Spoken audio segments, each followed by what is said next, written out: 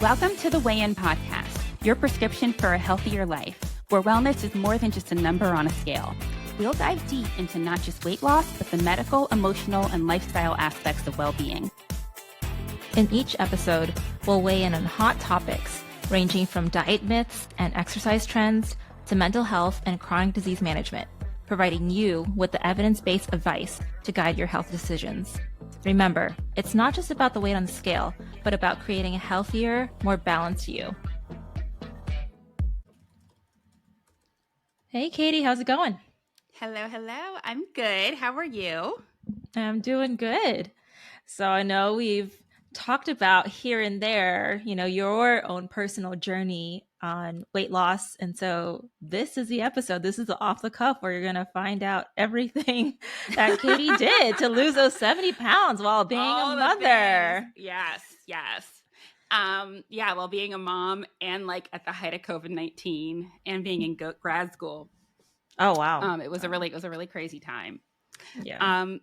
I guess I'll start with a little bit of like backstory. I think everybody listening knows that I have two boys, that the second pregnancy did me in. I gained a bunch of weight, couldn't get it off.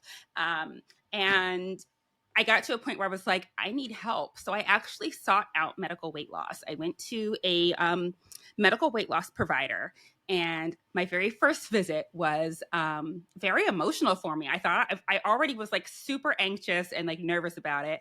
And then I went in and the first thing she asked me was, walk me through what you ate yesterday, which anybody who's a patient who listens to me knows that that's one of the biggest questions I ask in the first consultation. I told her what I ate, and it was so upsetting to have to say it out loud. And it was also it caused me to have so much insight into what my issues were that I was so grateful that I sought out the help. And what came to light when I was telling her what I was eating is just how bad my binge eating was. I told her, okay, well, I ate this and I ate that in the daytime. And then I came home and I ate, I think at the time I had eaten almost an entire bag of Oreo cookies. I had eaten about 7 of my kids' fruit snacks. I had eaten maybe 4 or so Eggo waffles, all in one sitting while mindlessly watching TV post shift to just relax after a shift.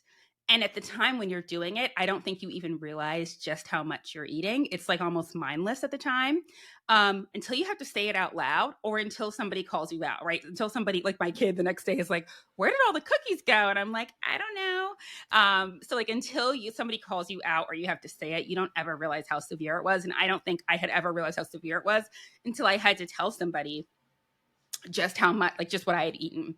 And I'm not a big crier, but in her office, I just burst into tears. I was like, I am so embarrassed. There was this extra layer of embarrassment because I'm a healthcare provider too.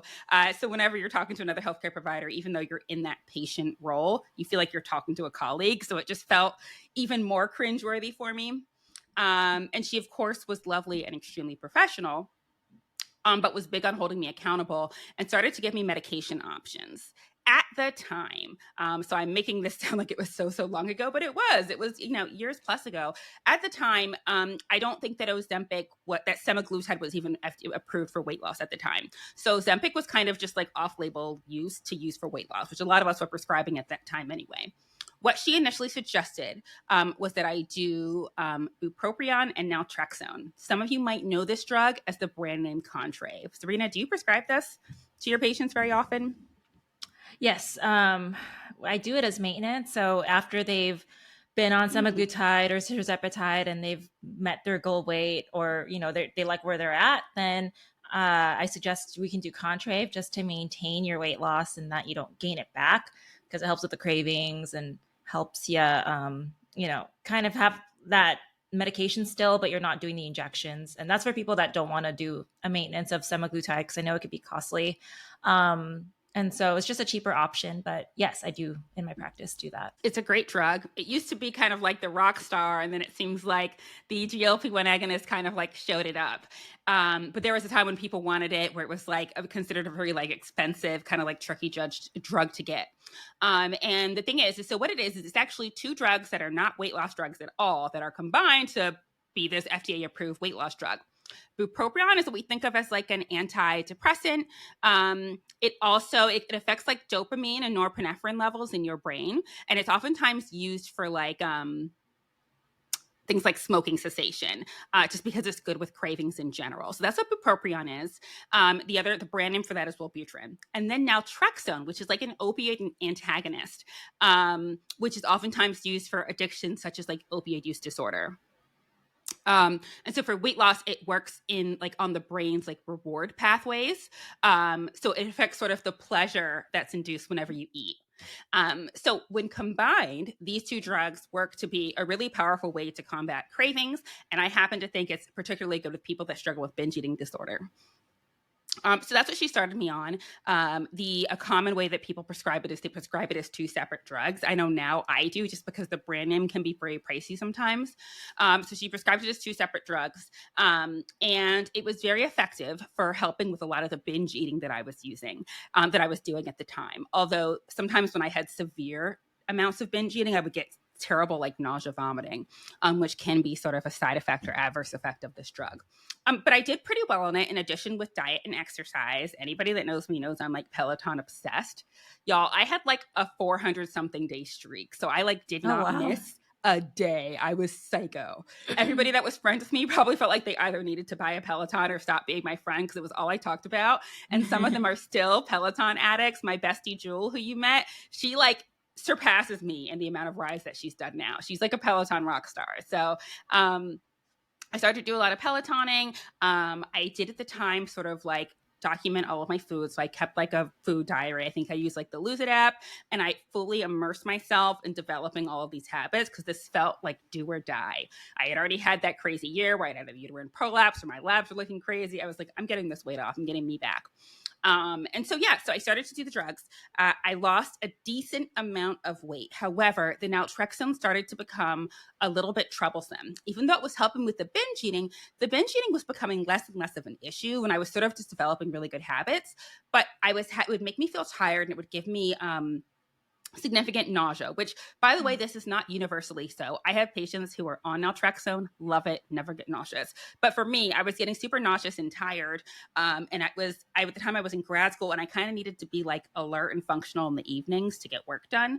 So it started to become troublesome. So that's when we started talking about doing Ozempic, which at the time, because I had been in that obese category, and then I had some comorbidities already with the high cholesterol, and I think I had an elevated A1C, I was more than eligible to actually get it covered at that time.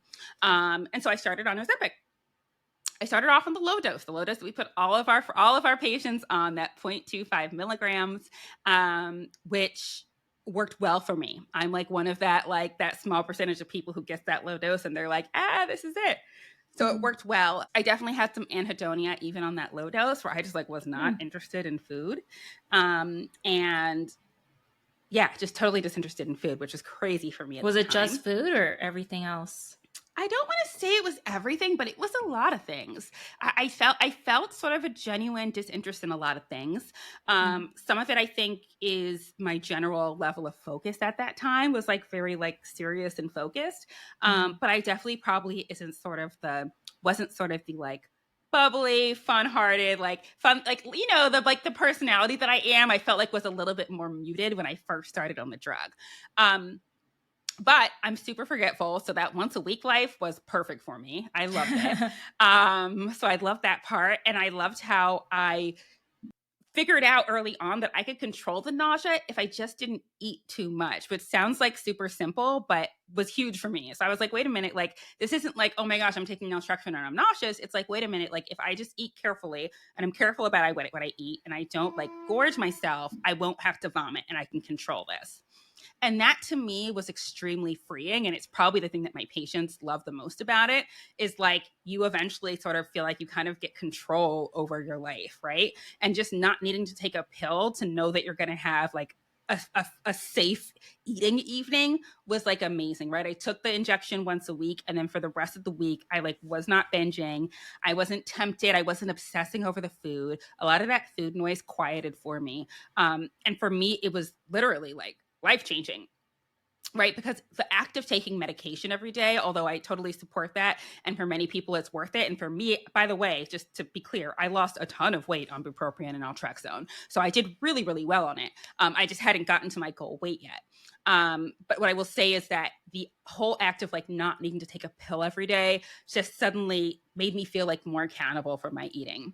And it really, really helped. So I started to do the low dose. And like anybody else, and just like my patients, I had my on days, I had my off days, and I would go to my follow-up visit. And I told her, like, yeah, like, you know, it's working, but I still have these moments where I'm kind of hungry. So what would you say in this situation? You'd say, let's up your dose. You're on the lowest possible dose.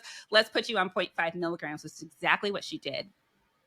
Went on 0.5 milligrams, and it was not a good fit for me. I was nauseous. So I'm like I'm part of that like freaky group of people who like really was the lowest dose. I was team low dose. So I did 20 units. And for me, I was like actively vomiting on 20 units. Wow. Which I actually, outside of me, have never met somebody who has that be the case. What I will say is I have had clients who get super nauseous on that low dose, but like after they're on it for a while, it subsides and they're able to do well. Some of them even need further dose titration after that. But right, that's why we start them off so low. Exactly. You start them off low. Exactly. And then you put them on 0.5, and then they might even be nauseous or vomiting then, but then they kind of stay at the 0.5. You see how they do. And then if they might even need to increase thereafter. What happened to me is I got to that 0.5. I felt the vomits like once or twice, and your girl was like, we're not doing this. I'm going to drop back down to 10 units, especially because of the environment at the time. I was very, very busy. Not like, and we're all busy, so let me not minimize that, but not like, oh, like I'm going to this office job, I'm at the computer, I'm talking to clients. I was like in like an emergency department, dealing with super sick people, dealing with life or death circumstances. I literally could not be vomiting at work or otherwise. So I was like, you know what, I can't do this. Let me just drop down to the low dose. I stayed at the low dose for a very, very long time. I was like a 10 units girl. So that was I ended up being a very, very low dose. At one point, she did bump me again. And I didn't have nearly as much vomiting as before. So I just had like mild nausea. But by then, remember, and this is important, I think, to note, I was on semaglutide for that second half of my weight loss journey. So some of the most challenging hurdles that you have to overcome when you're losing weight, like developing new habits to lose weight, I had already overcome those, right?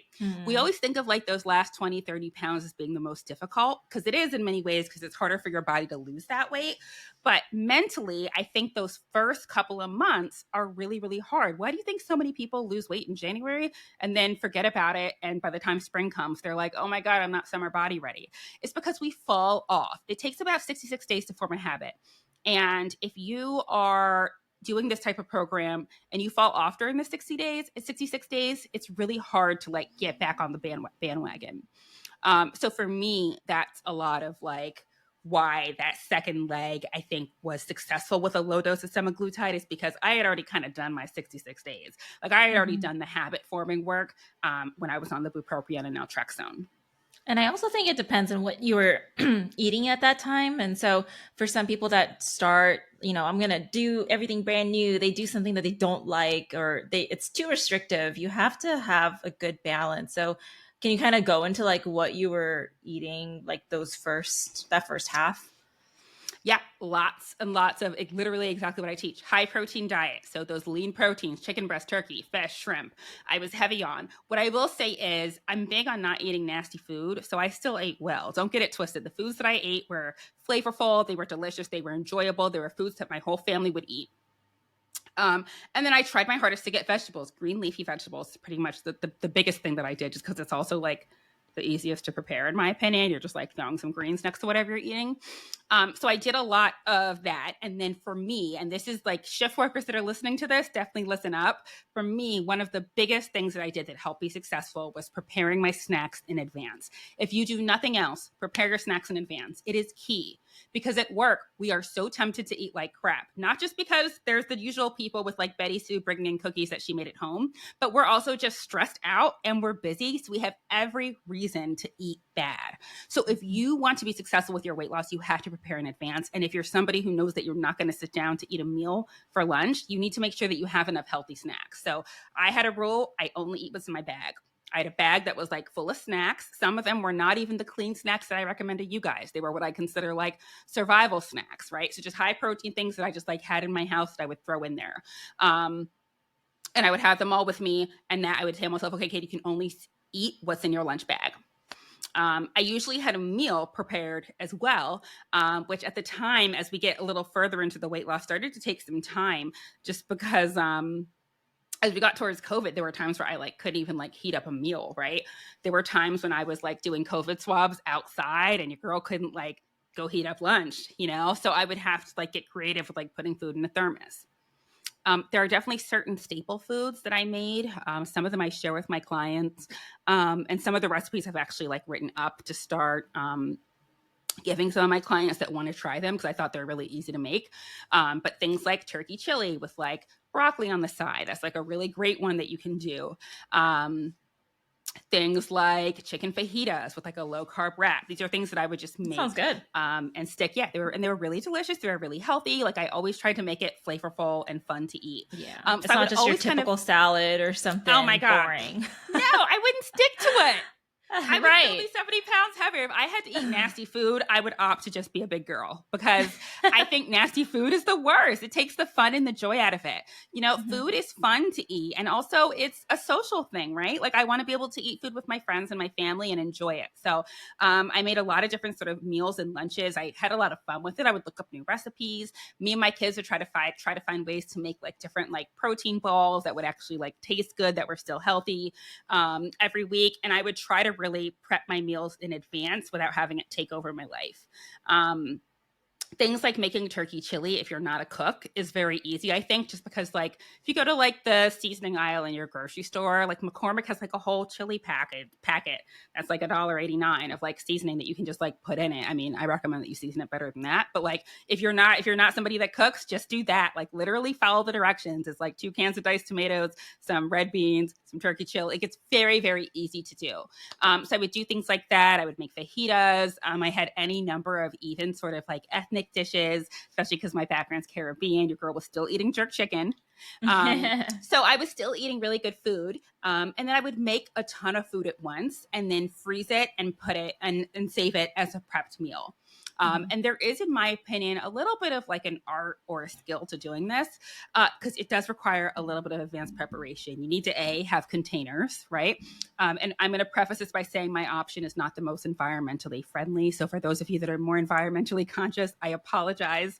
But I would use like plastic containers from Amazon, your classic like restaurant containers that you can have. I would always have a Sharpie because when you're putting meals in the freezer, you're not going to be able to see what the heck is in them once they're frozen. Yeah. So always date what the meal is and write what the contents are in. And I would stick them in the freezer that way. If you have kids like gremlins like I do, label what's for them and what's not. Because there's nothing more annoying than getting your stuff together and then you go to work and all your food is gone because your adolescent son ate it all as like an after school snack. So label stuff. I would label stuff Elijah, mommy only, like these types of things on different things. And my kids would have prepared meals too. And it actually is still part of like what we still do in our house. We don't do it often because I've gotten better at it. So I don't need to do it like every week. It's probably like every few weeks. But even like yesterday, Max was like, Mommy, we need to prepare some meals for the week. Are we going to do meal prep on Sunday? And I was like, yeah, we are.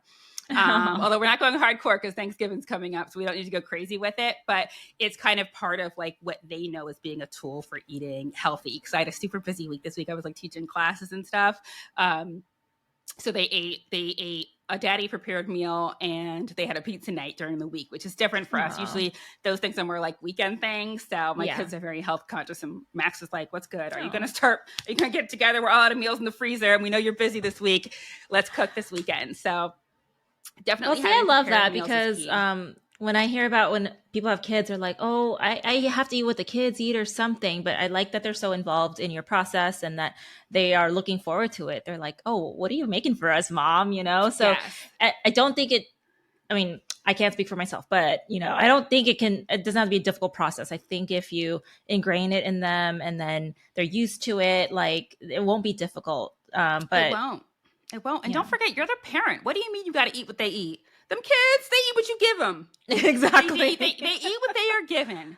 And I'm Yep. saying that with love because I used to think that too. I'd be like, oh, like, I don't know what I'm going to do about these fruit snacks in the house. They tempt me, but Max does not need fruit snacks. He does not need, there's nothing that he needs at all. And so, it's important, I think, to let your kids eat healthy too. And they will get like on the bandwagon. Like, don't get it twisted. My kids still like crappy food as well, but they definitely love and appreciate healthy food. Max will definitely be like, Mommy, I'm all out of berries. Can we go to Produce Junction and get more berries? So like, he definitely will do that because they know that the health piece is important. So I think you just have to like have balance, but definitely remember you're the boss. You're the adult. You birthed them or took them in. They eat what they're given. Yeah. At the end of the day, which I think as parents, it's sometimes hard for us to do, but they're going to eat what they're given at the end of the day, and they will figure it out, and they will follow your modeled behavior. So if you want to eat healthy and have a healthy lifestyle, you need to make sure that you model that behavior because your kids are going to want the same thing. Mm-hmm. They really are. Yeah. Yeah. Okay. So you had good habits like forming at the beginning, and so now you're on semaglutide. Did you stick to the 0.25 the whole time? Did you ever move back up to 0.5 afterwards? I did move back up to 0.5 at one point, probably for like a matter of months. It was like some very, very stressful period of time. And I did not vomit during that time. And then I went back down. And then I did, one thing that I want to warn people of is one issue that I did start to have is I did start to notice that I would like forget to take my doses. And then I would maybe have 2 weeks where I didn't take a dose and then dose with that 0.5. And I would get very, very nauseous and start vomiting. So that's not everybody. That doesn't happen to everybody.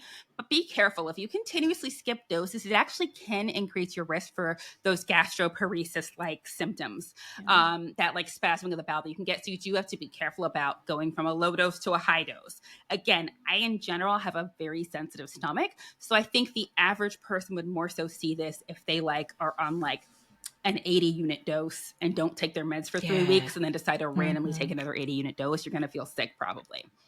Yeah, and that's a good point to talk to your provider. Like if you've missed so much at that point, just ask them, what do you think I should do? Because I don't want to experience any bad side effects. And they can advise you, okay, maybe go lower on it or something, or maybe you have to start over depending on how long it's been. So that's just a good time to reach out to your provider for that. 1,000,000%. And know that your provider is doing it with your best interest in mind. I know some of my patients are like, Katie, no, I don't want to start from the beginning. And I'm like, okay, you're a grown, I always tell them you're a grown up, so you don't have to listen to me.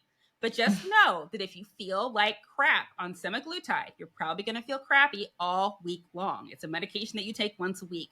So just proceed with caution. By the way, some of y'all have stomachs of steel. Some of y'all take the medication can take 100 units out of the blue and feel fine. But to me, it's like not worth the risk. And having worked in emergency medicine, I have seen it all. And the level of sick that you can feel, like it's not worth it, in my opinion.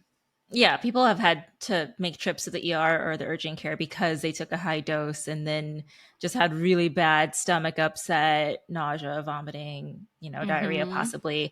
It's just not worth it. So. Yeah, and their labs look funky. Their liver function tests are sometimes look crazy. If they're from pancreatitis, their lipase levels will look crazy. It's like not worth it. No, absolutely not. It's not worth it at all. Absolutely not. So what are you currently doing at the moment? Are you still taking semaglutide? No, but I stayed on it for a year after I got to my goal weight. So I stayed on it for a solid year. And I did that because it was important to me that first of all, that feeling, for those of you that are listening that have been on the drug, know if you struggle with your weight, that feeling of like not needing to like worry about it anymore is amazing. I was like addicted to that feeling. So for that reason, I stayed on it for a year after, but then eventually I came off of the drug. And for me, that was, it was almost a difficult decision not to do it, but I was able to keep the weight off. And by the way, I have no shame. If I ever did feel like I fell off the bandwagon, I would totally jump back on it again. I've been able to maintain a healthy weight and a healthy lifestyle, not always perfectly or flawlessly. I want to say that, especially with being a business owner. Oh my gosh, it was like the busiest time ever.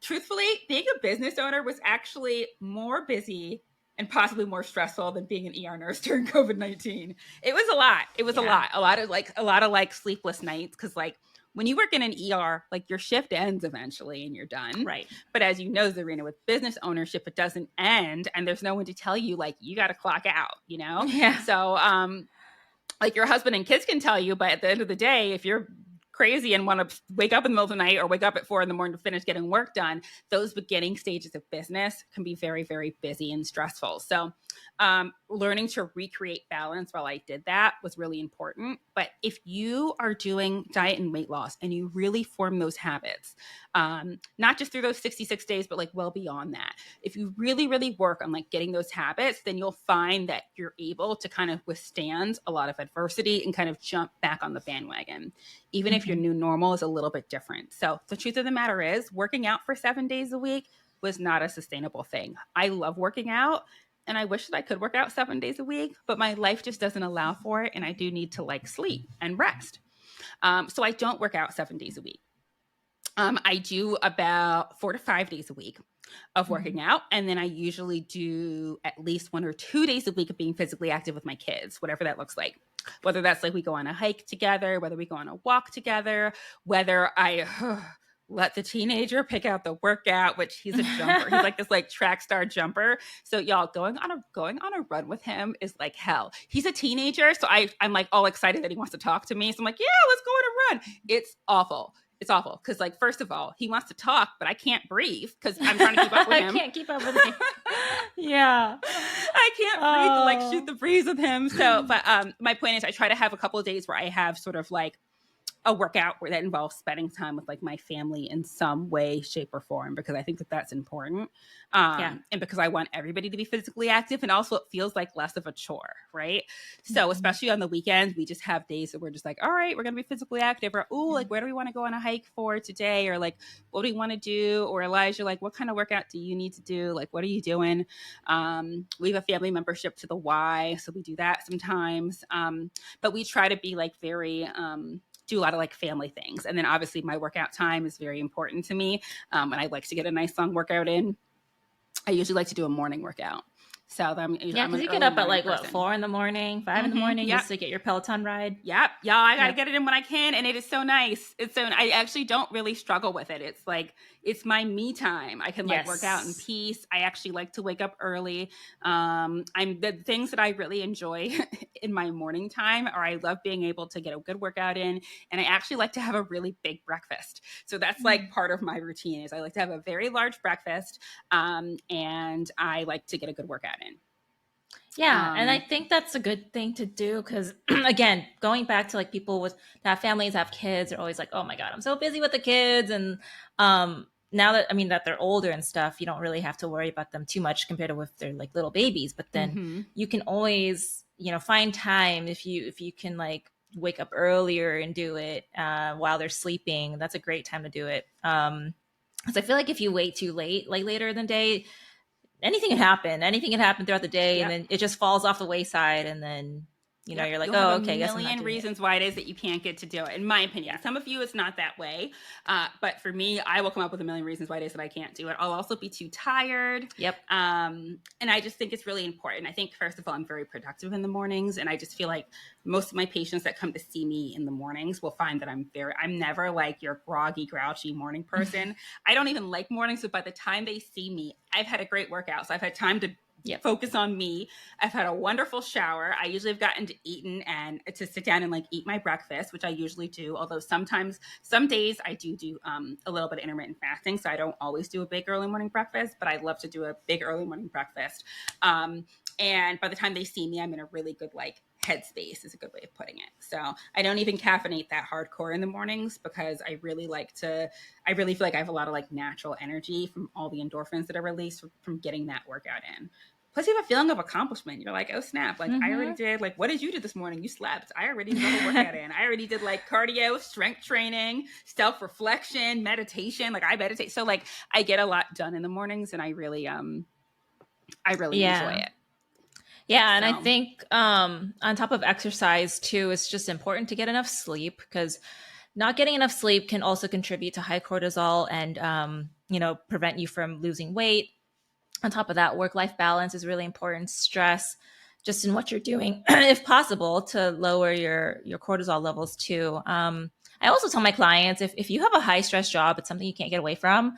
If you're doing workouts, do something that's low impact, because if you're doing high impact workouts, even though it's something that you enjoy, you could be doing, oh, I love my CrossFit, I love my HIIT stuff, I love my running. But if you're already in a high stress job and you're doing high stress workouts, your cortisol levels again go up, and that's your stress levels going up. So it's important to balance that. Try considering Pilates, consider doing something like bar, yoga. It'll just really get your, you still get a workout in, but you're not making your body go through all that cortisol. And Mm. so it's important to sort of balance that out. Because I think when people think about when they need to do a weight loss journey or when they have to work out, it has to be hardcore. I have to be sweating. I have to Yep. like Yep. be really hard about it. And it's like, you don't always have to be hard, considering how much stress you're already going through. So I completely agree. And I also think you hit the nail on the head with the importance of sleep. It's actually my biggest weakness, you guys. I have to make a conscious effort to force myself to go to sleep, and to go to sleep at a reasonable hour. And if I don't get enough sleep, all the other things that I just told you I love to do fall by the wayside, right? It's harder to wake up. It's harder to work out. I'm grouchy. Your eating is worse when you don't get enough sleep. yes. Remember, when you stay up, your body releases more of those hunger hormones, and you tend to eat worse. In addition to the fact that it's a terrible time to eat because your metabolism isn't working as hard as it usually does. So sleep is so important. I think so many of us forget how important it is, but sleep is really, really difficult. And like I said, for me, it's a constant thing that I constantly have to make a conscious effort to make sure that I do, is like go to sleep. So, yeah. And also again, like ruling out if you have any sleep apnea, like if you're not getting good quality sleep, and if you're having sleep apnea where you like stop breathing for moments at a time, like that also predisposes you to more weight gain. So yeah, if your and partner's heart telling disease you and you're all kinds of other snoring, things. yeah, it's worth Yeah. getting that checked out, you know? For sure. For sure. Because it'll help you in so many ways in the long run. Like sleep is so important. I feel like sometimes in weight loss we forget to emphasize it, but the two are so interconnected. Like you've got to get enough sleep. Yeah. Lately, what I've been doing, I mean, I've talked like to the mountains about magnesium. I love magnesium. I'll also take like half a, it's like just a generic sleeping pill from Costco. You can get over the counter. That helps me stay asleep, because I would easily just wake up sometimes. Even if, like, say my husband got up earlier than me, I would get up and then I'm up for the rest of the day. And I'm like, man, I can't go back to sleep. But taking that sleeping pill really helps. I can still sleep. Earplugs and an eye mask also help too. So Blackout curtains, big fan yes. Yeah.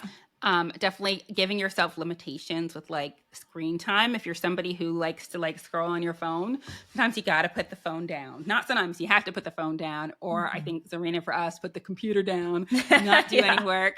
For me, I know that when it's time for bed, when I decide it's time for bed, I put all those things away. And a lot of times what I do, if I'm going to have anything, it's usually like my Kindle Paperwhite that I'll pull out to do a little bit of reading to help me wind down. Zarina, of the Thorne products, are there any things that you like to use for sleep? Yeah. They've got, magnesium. They have the threonate that I really like. And then I do like their protein powders are amazing, because we always talk about high protein, right? Sometimes it's hard to get a good amount of protein in. I recommend usually about 30 grams or so. It's just a generic, like, flat number. Of course, this depends on your goals. If you're trying to bulk up a little bit, then you're going to want to increase it. But in general, 30 grams is usually pretty good for everybody. So I like to throw in some protein powder into my smoothie after a workout. I like the vanilla one. I know you use Recovery Pro. I haven't tried it yet. I've been meaning to try it. I'm obsessed with Recovery Pro. I can't recommend it enough, especially if you need to wind down with sleep, because it has GABA and tryptophan in it, and it has protein in it. So I love to put it in with like a little bit of like skim milk, some like hot water. And I put like some, I love keto whipped cream. So a little keto whipped cream, and then we have like, and then I make my kid in the wintertime, like this time of year now, it's not winter, it's fall, but we're in Pennsylvania, so it's cold enough. So now I have my kids, like, I make them hot chocolate. And so we all have a little treat. We all will do like that, have it as like a little treat. Although my big boy now, like, he's like Mr. Healthy, because he wants the Recovery Pro too. He's like, Mom, can I get the Recovery Pro? I need the protein. So so he'll have that. Yeah, what I like doing too, like sometimes I crave some kind of cheesecake type of Like I want a cheesecake, but I'm like, I can't always have cheesecake. So I'll have a yogurt, like just a plain Greek yogurt. And then I add like the Jello sugar-free cheesecake just for some flavor. And then on top of that, I'll add some of the Thorn vanilla and mix that all in. And it's really good. And then like, I'll just crack, oh, nice. Yeah, I'll put like the Biscoff biscuits that you get. Like usually if you're on a Delta flight or something, you just, they also sell it. They sell it in the store. So they stay with the Biscoff. Yeah, right. I think it's American Airlines too that does that. They say things. Yeah, one of them. But yeah, it's so good, and then it tastes like you're having cheesecake, but you're not really having to deal with all the calories and the sugar. So I love that idea. I really like that idea. That's a great idea. Yeah, or you could even alternate with Oreos too, like the little tiny Oreos. So like I said, you could still have carbs. It's just kind of, if you do it in limitations, totally fine. I like to just sprinkle it in here and there, but you don't have to be like super restrictive. You could always find a way to throw it in somehow. I completely agree. Those are really, really good ideas. And yeah. For sleep, I definitely think that it's important to make sure you get enough sleep. Take a supplement if you need it. I think it's worth it if you find one that you like, because sleep is so incredibly important. Yeah. Like none of us do it enough. None of us rest enough. No. So yeah, weight loss is a whole picture. You can't just think about it's just food and that's all it is. It's definitely deals with stress, deals with your environment. And then for my older folks too, like once you kind of get through menopause and all that, like as we're talking about testosterone replacement therapy and hormone replacement therapy, like those are also important modalities to think about. So yeah, well, thanks for sharing your journey. Of course, we've all been looking forward to it. So finally, we got to hear this always story. Happy to share. If you guys have any questions as we go into the next season, I'm always happy to answer them. I'm a very, very transparent person, and if any part of my story can help you, I'm always happy to lend insight. Yeah. Awesome. Well, we'll catch you guys in the next episode. I believe this is going to be airing before Thanksgiving. So happy Thanksgiving to everybody. Happy Turkey Day. Gobble, gobble. Yes. And thanks for listening. We've still got a couple more episodes for December. So look out for that. And then our season is winding down, you guys. But no worries. We will definitely be back. But yeah, coming towards the end here. Yeah, our guest that's coming up, he's actually someone that's been on the show before and was a fan favorite. So yeah, something to look forward to. Fan favorite. Honestly, I'm one of his fans. So oh, me too. Obviously, I'm I'm super excited to have him. So yeah, it's gonna be awesome. Yeah. All right, guys, we'll see you soon. See ya. All right, bye. If you've enjoyed today's episode, please take a moment to subscribe to our podcast, give us a rating, and share with your family and friends who might find it helpful. And remember, we love hearing from our listeners. Connect with us on our social media channels or shoot us an email with your thoughts, questions, or suggestions for future topics. Don't forget to check out our website, www.thewayinNPs.com, and to follow us on Instagram at thewayinNPs. If you need one-on-one help with your weight loss or wellness journey, book a private consultation with us. The A-List Clinic can be reached at www.thealistclinic.com or on Instagram and TikTok at The A-List Clinic. And my clinic, Lifefire Weight and Wellness, can be reached at www.lifefireweight.com or on Instagram and TikTok at LifefireWeight.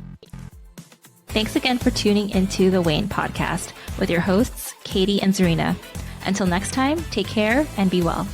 The information in this podcast is for general information only. It is not intended as medical advice and should not be relied upon as a substitute for medical consultation with a qualified medical provider familiar with your medical needs.